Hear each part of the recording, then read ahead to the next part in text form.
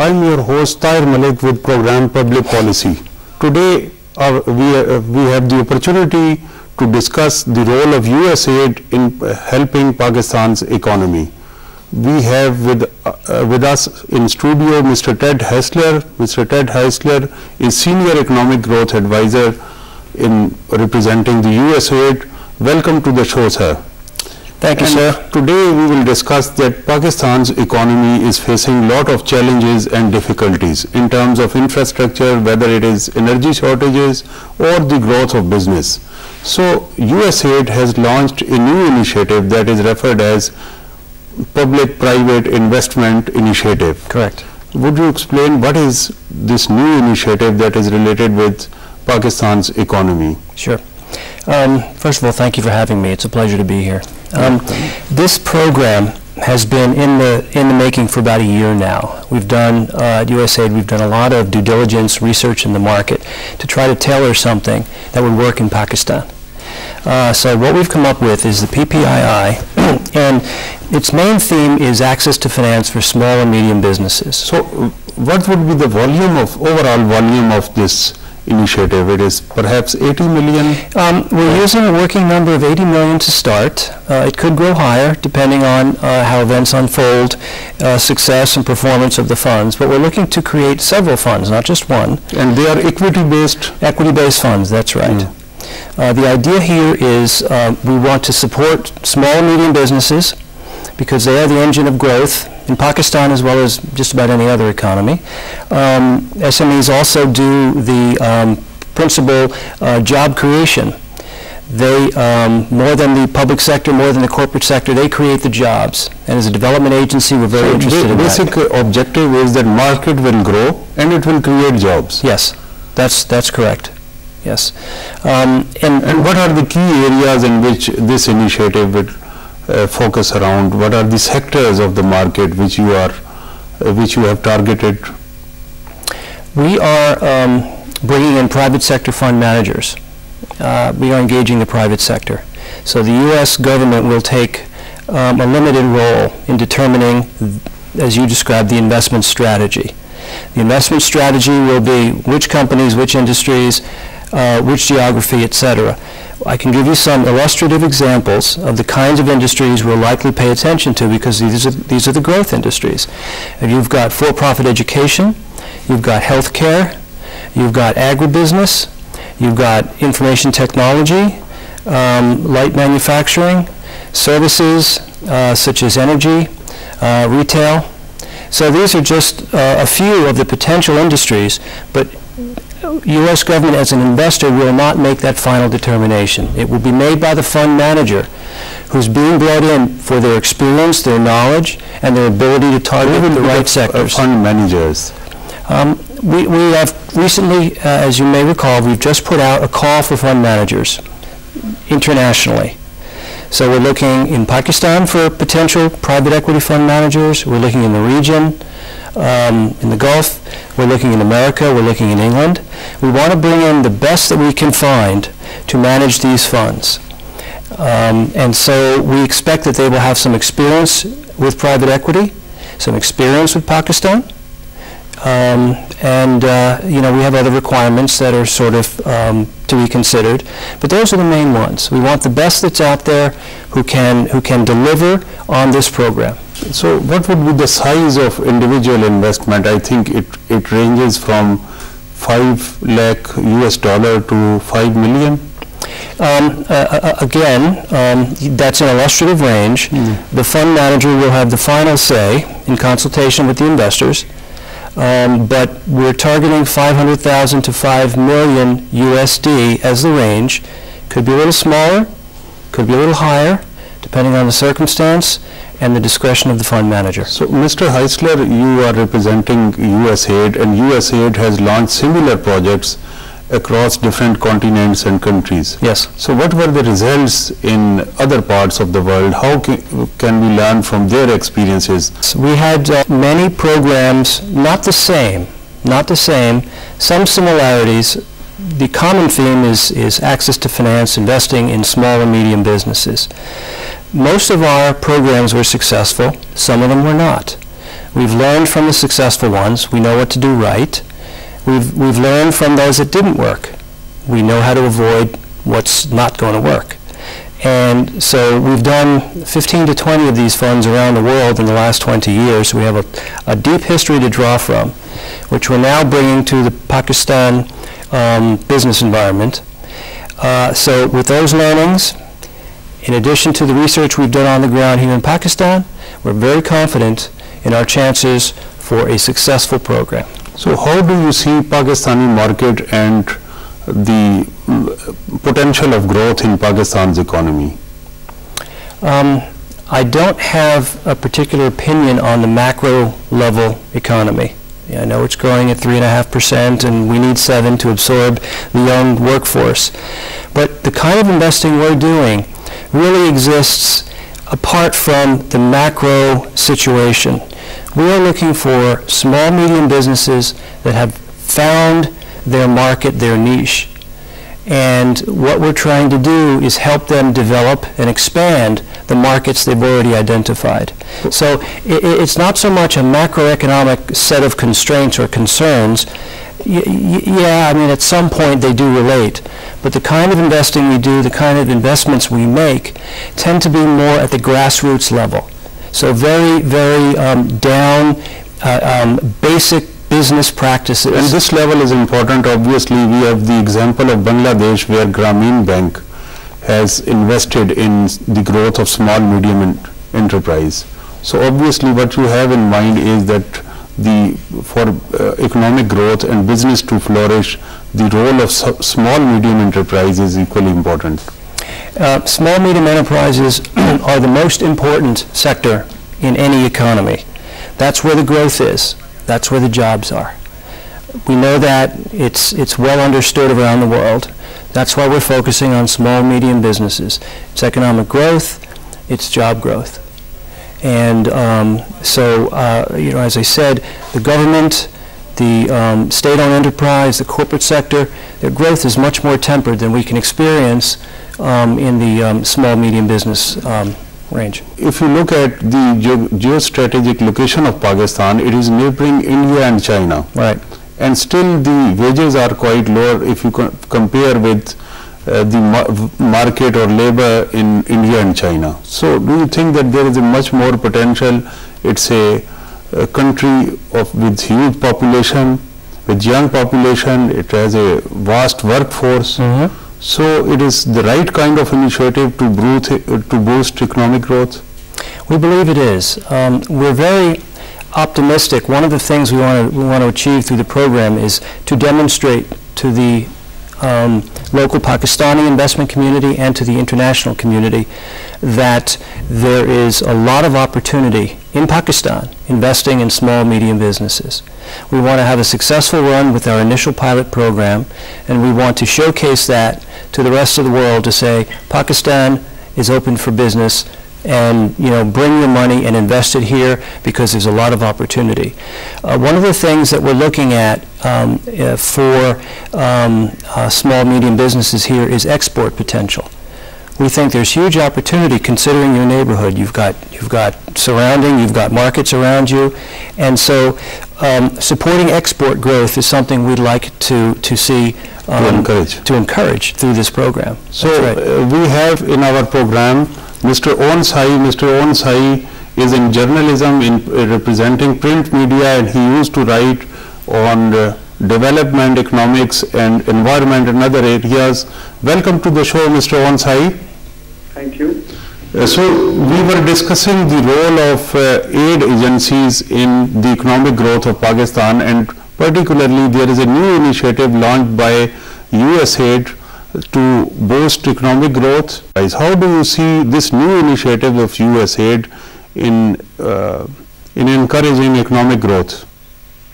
Thank you, Malik sir. First of all, I'll say definitely USAID and all those USAID aid agencies, different aid agencies, they have been really doing really good for last several decades for Pakistan. If you go to the history, I just checked the data and I found that until 2006, according to the Green Book, US has given Pakistan a total of around 33.6 billion in economic and around 8.9 billion in military assistance from 1947 to 2006. But you know, most of that aid came during dictatorship. That is another topic. But yes, right now USAID from last, you can say after 9/11, we are once again we are one of the largest partners of who are getting this aid assistance. At present, US, aid, other aid agencies of US, they are working actively in 7 main sectors in Pakistan as part of their civilian cooperation.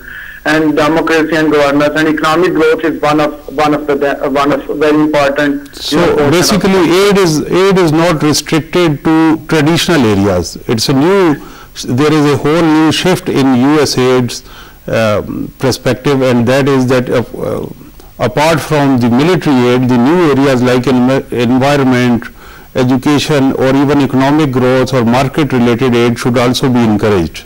Yes, for the first time we can see the results as well. Like I'm telling you that under the economic and growth program, the US, the helped Ministry of Finance and Board of Investment to draft a major reporting specifying how to upscale innovation and boost Pakistan, competitiveness and long-term growth. It's also helping working with the Punjab and Sindh government, and they're supporting an agriculture marketing policies, reforms, laws, and in addition it has also extended support to small and medium enterprises. Like jewelry, marble, granite, horticulture, furniture, surgical instruments sectors, and far more. It's also facilitating these. Have you seen these mango exports? They are so far trained, I think, more than 3,000 mango farmers, and they are also constructing. They have also constructed them some on-farm, processing centers for those, mango, exporters. So they are very welcoming initiative, and they are really doing very good. We need to see US in this, concept of a real good friend who is really trying to reach out to people and is trying to help us. Like as you have been mentioning, that it has been diversified. It's been given in democracy and governance program. It has been given under education and health sector. It has been given in training teachers. It has been given in wind energy, solar energy. We have seen lately they have given us they are investing a lot in energy sector. And response to the flood, all these disasters, we have also seen that they are really trying to help. They are trying to reach out people, which is one of very good initiative. And one of the initiative I like most is for the tribal areas, and it was launched in 2006 with around US $750 million. Obviously, we will discuss these areas. Thanks a lot, Mr. Onsai, in joining us in this conversation.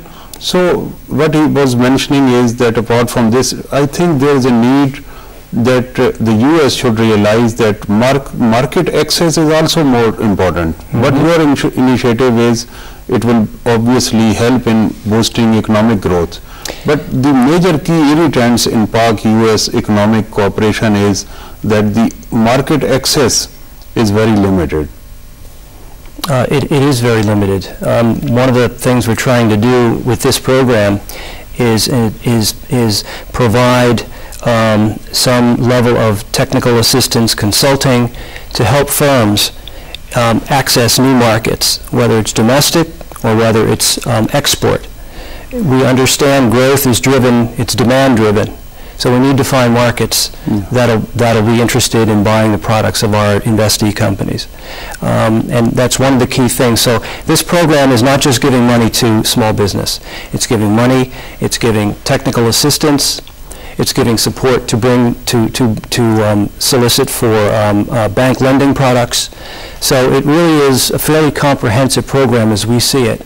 And the fund is the centerpiece. Yeah, and what makes USAID think that this initiative will be successful? What is your strong points in this initiative? Okay.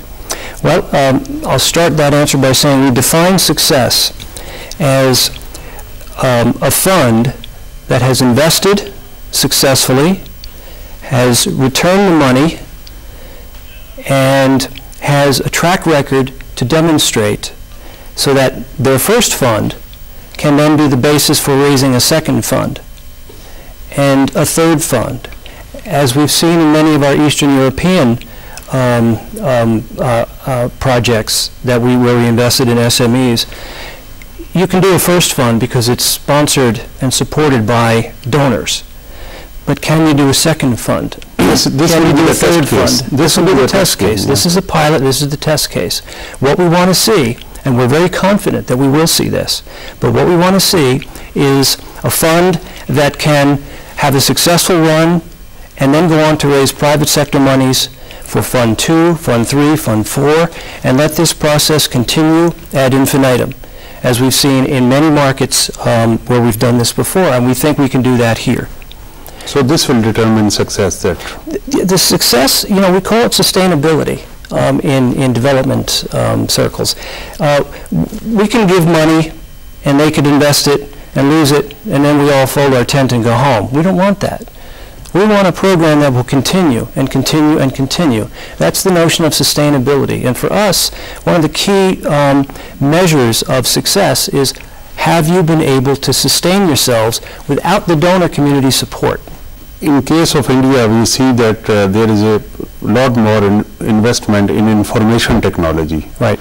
And the volume of trade between India and USA, one of the key major areas is in information technology. Mm-hmm. In Pakistan, do you see potential, similar kind of potential in Pakistani market, where information technology is not that developed sector as compared to India, right, but it has a lot of potential. Similarly, telecommunications is one sector. We see telecom and maybe support services to telecom. You know, we're not going to build the next Niatel, for example. I don't think it would be nice, but that kind of sort of heavy infrastructure investment. But we're looking at services, those cottage industries that maybe service the telecom companies. They are service providers, right, small level service providers, yes, to major companies. We see that because they can ride the coattails of these larger firms as they grow. ICT, information communication technology, we see is wide open for investment. These companies don't have ready access to growth capital. That is one of the major obstacles they face. No equity available, banks are reluctant to lend to them, they're self-funded. Family, friends, internally generated working capital, that's how they fund themselves. It constrains their growth. What we want to do is unconstrain them. Here's some capital for many years. We'll help facilitate you bringing in bank debt. We'll recast your capital structure, and we'll give you breathing room for growth, for hiring people, for expanding, for export, for finding new markets. That's what this is about. So your initiative is in these new areas where the generation of capital is itself problematic. So this initiative will encourage the investors or the business providers to focus on these areas which were traditionally being neglected. Yes. Most SMEs are neglected because they don't have a few things in the eyes of the banks. They don't have collateral. They don't have a deep track record. And the costs are high to lend because it takes as much work to lend to a small business as it does to a large business. So the costs of lending to small businesses are fairly high. It's quite higher. The fixed costs. So and the banks know that. So the banks are very reluctant for several reasons. And whether they're valid or not isn't the point. But for several reasons, they're reluctant to lend to SMEs. So we can give equity to a small business. We improve the balance sheet. Suddenly we've created a more bankable, more creditworthy small business that can then go and borrow from the banks. So they get a double bonus from participating in our program. So obviously this initiative will help in these areas. So don't you think that only providing money will not help? It will be the much more requirement is technical cooperation, yes, yes, and technological cooperation. Yes. So how do the USAID thinks about this, that there should be lot more technological cooperation between USA and Pakistan? Well, one of the components of our program, as I mentioned, is technical assistance for companies where we have invested, because we know we can't just throw money at them and close our eyes and hope for the best. Here's some equity. Here's some technical assistance to improve your governance practices, your operations, your management practices, your ability to access new markets. We may help open new markets. These are the kinds of things that these firms we expect will need help with. Now, to be sure, we will be investing in small businesses that have already proven that they've got talented management, they've got a vision, they've already created a history for themselves. But they need to then take it to the next sort of level, as the term goes, and we will help them get there. So one of the benefits for participating in our program is not just here's the money, but here's active involvement, not interference, active support to the managers. Kind of guidance.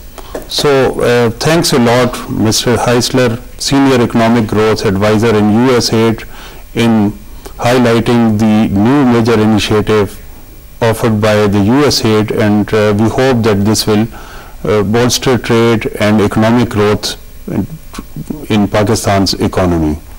So today we have discussed that obviously in media it is always the US foreign policy which makes headlines, but the new initiative taken by the USAID, it focuses on the difficulties and challenges which are being faced by Pakistan economy.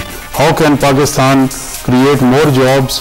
How can Pakistan help to achieve major economic growth models by investing in small and medium enterprises? This new initiative will obviously help achieve economic growth objectives in Pakistan economy, as Pakistan's President Mr. Asif Ali Zardari has time and again said that we want trade, not aid, but this kind of aid will help encourage trade, and it will create more market access to small and medium enterprise. Next week we will discuss new themes.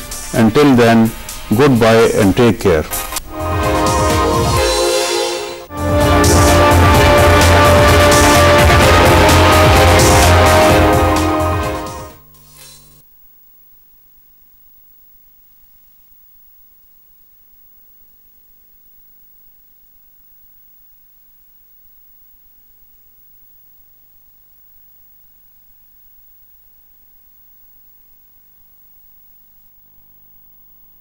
Where we have invested, because we know we can't just throw money at them and close our eyes and hope for the best. Here's some equity, here's some technical assistance to improve your governance practices, your operations, your management practices, your ability to access new markets. We may help open new markets. These are the kinds of things that these firms we expect will need help with.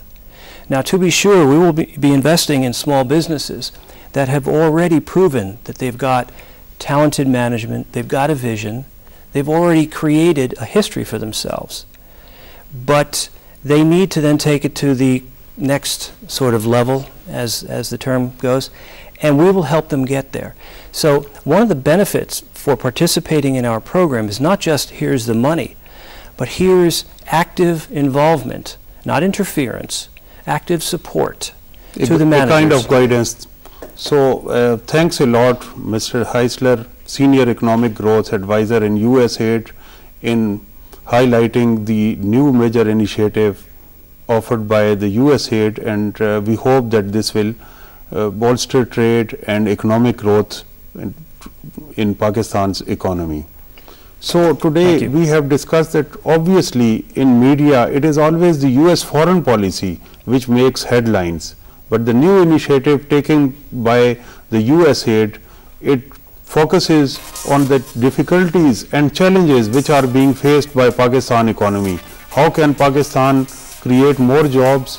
How can Pakistan help to achieve major economic growth models by investing in small and medium enterprises? This new initiative will obviously help achieve economic growth objectives in Pakistan economy, as Pakistan's President Mr. Asif Ali Zardari has time and again said that we want trade, not aid, but this kind of aid will help encourage trade, and it will create more market access to small and medium enterprise. Next week we will discuss new themes. Until then, goodbye and take care.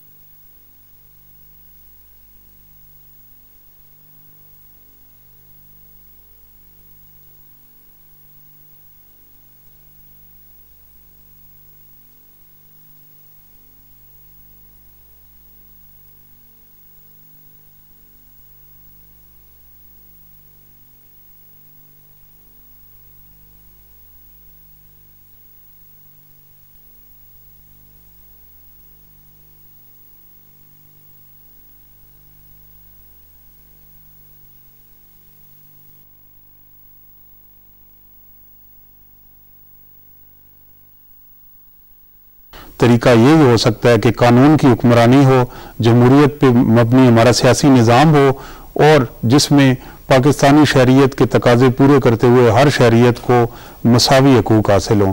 Programme में अगले हफ्ते किसी नए मौजू के साथ हाजिर होंगे। बहुत शुक्रिया। खुदा हाफिज।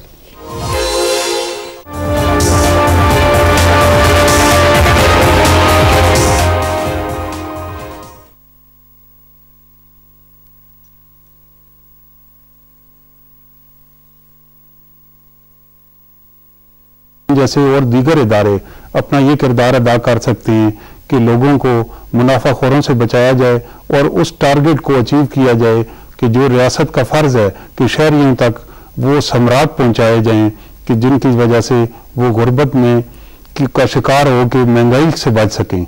यकीनन यूटिलिटी स्टोर इस सिलसिले में काबिल तहसीन काम कर रहा है। ज़रूरत इस अमर की है कि चीज़ें न सिर्फ सस्ती आवाम तक पहुँचें बल्कि मेयारी शक्ल में और महफूज तरीके से भी पहुँचें।